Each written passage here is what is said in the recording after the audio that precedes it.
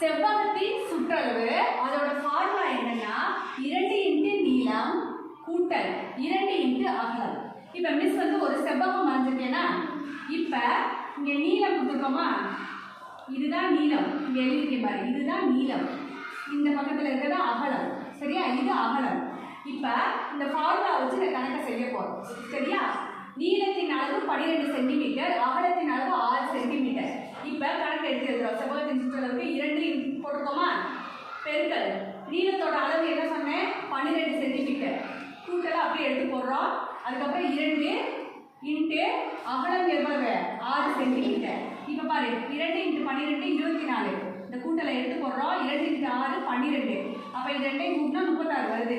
இல்லை டீச்சர் இந்த மாதிரிலாம் என்னால் ஃபார்முலா வச்சு சரியா எனக்கு கஷ்டமாக இருக்குன்னு டீச்சர் அப்படின்னு நீ சொன்னீங்கன்னா உனக்கு ஈஸியாக எப்படி சொல்லணும் பாரு, இந்த 4ஐயும் கூட்டி போடணும். இப்போ இந்த பக்கம் எழுது 12 12 6 6, இப்போ கூட்டி போட்டால் 6 6 12 14 16க்கு 6 மிச்சம் 1 3, சரியா 36.